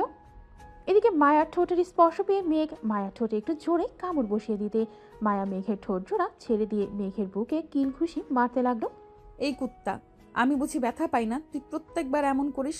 রাতেও কত জায়গায় কামড় দিয়েছিস। তোমার ঠোঁট জোড়া যখন আমার দখলে থাকে তখন কি করতে মন চায় জানি না। তোমার ঠোঁট অনেক মিষ্টি লাগে আমার কাছে। তাই বলে কামড় দিবি কুত্তা? যা, তোর সাথে আর কথাই বলবো না। মেঘ মায়ার 2 রানের ওপর মাথা রেখে বলতে লাগলো, আমার পাগলিটা বুঝি রাগ করেছে। সরি, আমি বুঝতে পারি নাই। রেডি হয়ে নাও, তোমাকে নিয়ে আমাদের অফিসে যাব। মার্জিয়া ও যাবে আমাদের সাথে। ঠিক আছে, তুমি রেডি হও, আমি ফ্রেশ হয়ে আসিতেছি। মেঘ চলে গেল ওয়াশরুমে। ফ্রেশ হয়ে রেডি হয়ে সবাই চলে আসলো নিচে, খাওয়া দাওয়া করতেছে। এমন সময় কলিং বেল বেজে উঠল। আম্মু, আপনারা খাবার খান, আমি দেখে আসতেছি কে এসেছে। মায়া দরজা খুলতেই দেখতে পেল একটা ভদ্রলোক দাঁড়িয়ে আছে, হাতে একটা বড় ব্রিফকেস। কে আপনি? মানে কি বলতেছো? আমার বাড়িতে এসে আমাকে বলতেছে কে আপনি? তার আগে বলো তুমি কে, এইখানে কি করো? আমি এই বাড়ির বউ। ভাবি, এটা আমার আব্বু। মার্জিয়ার মুখে এটা শুনে মায়া জিভে কামড় বসিয়ে দিয়ে বলতে লাগলো, সরি শ্বশুর আব্বা, আমি বুঝতে পারি নাই। মেঘ, তুই যে বিয়ে করেছিস আমাকে একবার বলার প্রয়োজন মনে করলি না? আমি 2 দিন বাড়িতে নেই আর এইখানে তারা আনন্দ করতেছিস। আব্বু, আমরা এখনো বিয়ে করি নাই। আপনি এসেছেন এখন 2 পরিবার কথা বলে আমাদের বিয়ে না হয় ঠিক করবেন। তার আগে মেঘ আপনার ব্যবসা বাণিজ্য একটু সামলে নেক। মেঘ, আজকে একটু অফিসে থেকে ঘুরে আসিস তো, ম্যানেজার তোকে সব কিছু বুঝিয়ে দেবে। আমি কয়েকদিন রেস্ট করি, শরীরটা ভালো যাচ্ছে না রে দিন দিন। ঠিক আছে আব্বু। মেঘ খাওয়া দাওয়া করে মার্জিয়া আর মায়াকে নিয়ে চলে গেল অফিসে। 3 জন ঘোরাঘুরি করে অফিসটা দেখে নিল। মেঘ তার বাবার কেবিনে বসে আছে। এমন সময় ম্যানেজার আসতো। স্যার, আসতে পারি? আসুন। আজ থেকে আপনার আন্ডারে যতগুলো অফিস আছে সবগুলো আমি দেখাশোনা করব। কোথায় কি হচ্ছে, কি লাগবে কি না লাগবে, A to Z আমাকে বলবেন। ঠিক আছে স্যার, বলবো। এই নেন, ফাইলগুলো একটু দেখে সাইন করে দেন। আজকে কয়েকজন বিদেশি ক্লায়েন্ট আসবে, ওদের সাথে আপনাকে একটা মিটিং করতে হবে। ঠিক আছে, তা করব। কয়টার সময় মিটিং হবে? বিকেল 5টার সময় মিটিং হবে। এটা খুবই গুরুত্বপূর্ণ মিটিং। ধরে নিতে পারেন ওদের সাথে ডিল হলে আমাদের অফিসের ডাকনাম হবে। ওদের সাথে আমরা 10 বছরে একটা ডিল করতে পারবো। ঠিক আছে, আমি 5টার আগেই এইখানে থাকবো। যা যা দরকার সব কিছু রেখে দিয়েন। ঠিক আছে স্যার। আরেকটা কথা, মার্জিয়া ম্যামের সাথে আরেকটা মেয়েকে দেখলাম, ওনাকে তো চিনলাম না। উনি আমার ওয়াইফ, তবে এখনও আমাদের বিয়ে হয় নাই। কিছুদিনের মধ্যে বিয়ে হয়ে যাবে। ও আচ্ছা। ম্যানেজার আর কিছু না বলে চলে গেল ওইখান থেকে। এদিকে মেঘ ফাইলগুলো দেখে সাইন করে দিল। বেশ কিছুক্ষণ পর মায়া আর মার্জিয়া আসলো। তোমাদের অফিসটা তো আমাদের অফিসের চেয়ে সুন্দর। বেশ ভালো করে ডেকোরেশন করেছে, আবার অনেক পরিষ্কার পরিচ্ছন্নও আছে। তা তো থাকবেই। চৌধুরী গ্রুপ অফ কোম্পানি, এটা পরিষ্কার না থাকলে চলবে নাকি? তা এখন কি বাসায় চলে যাবে নাকি আরো কাজ আছে তোমার? তোমরা বাসায় চলে যাও, আমার আরও কয়েকটা অফিসে যেতে হবে। রাতে বাড়িতে ফেরার সময় তোমাদের জন্য ফুচকা নিয়ে যাব। ঠিক আছে, চলো মার্জিয়া, আমরা চলে যাই। ভাবি, চলেন। মায়া আর মার্জিয়া চলে গেল বাসায়। এদিকে মেঘ আরও কয়েকটা অফিস ঘোরাঘুরি করে চলে আসলো আরেক অফিসে, যেখানে মিটিং হবে। ঘড়ির দিকে তাকিয়ে দেখে বিকাল 4:45 বাজে। মেঘ মিটিং রুমে বসে বসে ফোন টিপতেছে। এমন সময় ভিতরে প্রবেশ করলো কয়েকজন লোক। মেঘ তাদের দেখেই তো অবাক। আঙ্কেল, রাফসান, তোরা এখানে? আমারও তো সেম প্রশ্ন, তুই এখানে কি করিস? এটা আমাদের অফিস, আমি থাকবো না তো কে থাকবে? ও আচ্ছা, তাহলে তো ভালোই হলো। আব্বু আর কথা বলতে হবে না, কিছু দেখতেও হবে না। তুমি এই প্রজেক্টে সাইন করে দাও। ঠিক আছে, আমি সাইন করে দিতেছি। তবে মিস্টার চৌধুরীর সাথে দেখা করার দরকার ছিল। আমার মেয়েকে ওনার ছেলের বউ করার প্রস্তাব দিতাম। আঙ্কেল, আমার বউ আছে, আপনি প্রস্তাব দিলে কিছুই হবে না। ও আচ্ছা, তাহলে আর প্রস্তাব দিয়ে কি করব? তোমার আব্বুর সাথে দেখা করাবে না আমাকে? চলেন। ম্যানেজার আঙ্কেল, উনি প্রজেক্টে সাইন করে দিয়েছে। সবার আগে ওনার প্রজেক্টের কাজ শুরু করেন। জি স্যার, ওনার প্রজেক্টের জন্য আমি সকল মেশিন খালি রেখেছি। এখনই স্টার্ট করে দিতেছি ওনার প্রজেক্টের কাজ। তাই করেন। মেঘ রাফসান আর তার আব্বুকে নিয়ে চলে আসলো বাসায়। কলিং বেল দিতেই মার্জি এসে দরজা খুলে দিল। এদিকে হাসিব চৌধুরী বসে আছে সোফায়। রাফসান এবং তার আব্বুকে দেখে চমকে গেল আর বলতে লাগলো, কি রে সজীব, তুই এইখানে, তাও আবার এত বছর পর? হুঁরে বন্ধু, আমি একটা প্রজেক্টের কাজ দেখতে এসেছিলাম, পরে দেখি তোর কোম্পানিতে আমার প্রজেক্ট এর কাজ হবে, তাই বেশি কিছু না ভেবে সাইন করে দিয়ে তোকে দেখতে আসলাম। তা ভাবি কোথায়? ভালো, আসেন আপনারা। আলহামদুলিল্লাহ ভালো আছি। ভাবি আপনি কেমন আছেন? আমিও আলহামদুলিল্লাহ ভালো আছি। মায়া, অন্যদের জন্য চা বানিয়ে আনো। জি আম্মু, আনতেছি। তা তোর মেয়ে তো দেখি বেশ বড় হয়ে গেছে, বিয়ে শাদী কি দিবি না কি? দিব তো, হাত পায়ে তো লম্বা হয়ে গেছে, কিন্তু বয়স তো এখনো কম, আর পড়াশোনা করতেছে। আর কয়েকদিন বছর যাক, এরপর না হয় বিয়ে দিব। কিছু মনে না করলে তোর মেয়েকে আমার ছেলের সাথে বিয়ে দিবি? আমিও মার্জিয়ার মতো একটা মেয়ে খুঁজছিলাম। আঙ্কেল, আমার বোনের যদি আগে পছন্দ থেকে থাকে তাহলে আমরা তার সাথেই বিয়ে দিব, আর যদি না থাকে, আমাদের কথায় রাজি হয়, তাহলে আমরা দিতে পারবো। তা তো অবশ্যই। মার্জিয়া, কাউকে পছন্দ করিস নাকি? পছন্দ করে থাকলে বল। না ভাইয়া, আমার কাউকে পছন্দ নেই। আপনারা যার সাথে বিয়ে দিবেন আমি সেইখানেই খুশি থাকবো। ঠিক আছে, রুমে যা তুই। মায়া সবাইকে চা বানিয়ে দিল। এদিকে সবাই কথা বলতেছে। রাতে খাওয়া দাওয়া শেষ করে রাফসানকে একটা রুম দেখিয়ে দিল। মায়া, তোমার আব্বু আম্মুকে খবর দাও, বলো কালকে আসার জন্য। আমি আম্মু আব্বুকে বলেছি, ওনারা কালকে আসবে বলেছে। তাহলে তো ভালোই হলো, আমাদের বিয়ের ডেটটা ঠিক করে ফেলবে। এই আজকে প্লিজ কিছু করো না, আমার শরীরটা অনেক খারাপ। ঠিক আছে। আচ্ছা, আমাদের কয়টা বেবি হবে? একটা নাকি দুইটা? আমাদের দুইটা বেবি হবে, ডুয়েট বেবি হবে তোমার। একজনের নাম রাখবো মরিয়ম, আরেকজনের নাম রাখবো মাহিম। তুমি এত কনফিডেন্স নিয়ে কিভাবে বলতেছো যে আমাদের দুইটা বেবি হবে? জানি না, তবে আমার মন বলতেছে যে দুইটা বেবি হবে, তাই আমি তোমাকে বললাম। ও আচ্ছা, এখন ঘুমাও, অনেক রাত হয়েছে তো। মেঘ মায়াকে জড়িয়ে ধরে ঘুমিয়ে গেল। সকাল 6টা। মায়া সবার আগে উঠে রান্না বসিয়ে দিল, কারণ বাসায় এমনিতেও মেহমান আছে, আবার তার আব্বু আম্মু আসবে। মায়া রান্না করতেছে, এমন সময় মেঘ আসলো রান্নাঘরে। কি রান্না করতেছো তুমি? গরুর গোস্ত, মুরগি, পোলাও আরও ইত্যাদি ইত্যাদি রান্না করতেছি। ও আচ্ছা, একটা চুমু দিবা? খচ্চর বেটা, রান্না করতেছি, এখন রান্না শেষ করে দিব। না, আমার এখনই লাগবে, এখনই। মেঘ যাইতে বলেছি তোমাকে, না হলে কিন্তু আমি গরম খুন্তি তোমার হাতে লাগিয়ে দিব। Just 2 minute. এই বলে মেঘ মায়াকে একটানে তার বুকের সাথে চেপে ধরল। আস্তে আস্তে ঠোঁটের সাথে যেই ঠোঁটে স্পর্শ করতে যাবে, এমন সময় কারো কাশির শব্দ শুনে মেঘ ছেড়ে দিল মায়াকে। পেছনে তাকিয়ে দেখে তার মা দাঁড়িয়ে আছে। এই বেয়াদব ছেলে, সারাত একসাথে থাকিস, তবু তোর হয় না? মেয়েটা রান্না করতেছে এখানে। ও, তুই মেয়েটাকে বিরক্ত করতেছিস? যা বলতেছি এখান থেকে। হাসনা বেগম মেঘের কান ধরে কথাগুলো বলল। আও, আম্মু লাগতেছে অনেক, কান ছাড়ো বলতেছি। তোকে যেন আজকে মায়ের আশেপাশে না দেখি। আর মায়া, কাল থেকে তুমি তোমার বাসায় থাকবে, যাতে এই বাদর ছেলে তোমাকে স্পর্শ করতে না পারে। ঠিক আছে আম্মু। মায়া রান্না শেষ করে অপেক্ষা করতেছে তার আম্মু আব্বু আসার জন্য। বেশ কিছুক্ষণ পর কলিং বেল বেজে উঠল। মায়া গিয়ে দরজা খুলতেই দেখতে পেল তার আব্বু আম্মু এসেছে। দুইজনকে ভেতরে নিয়ে আসলো। খাবার টেবিলে বসে খাবার খাচ্ছে সবাই। এমন সময় হাসিব চৌধুরী বলতে লাগলো, বেআই সাহেব, মেঘ আর আমার মার বিয়ের দিন তারিখ ঠিক করে ফেলেন। আমি কি বলবো, আমার মেয়ে তো এখন আপনার বাড়ির বউ। আপনি বলেন ওদের কবে বিয়ে দিবেন? মায়া যেহেতু এই বাড়িতেই থাকে, তাহলে আপনি বলে দেন বিয়ের দিন তারিখ। সামনের সপ্তাহে ওদের বিয়ে হবে, কি বলেন আপনি? ঠিক আছে, সামনের সপ্তাহেই হবে বিয়ে। সবাই খাওয়া দাওয়া করে গল্প করতে লাগলো।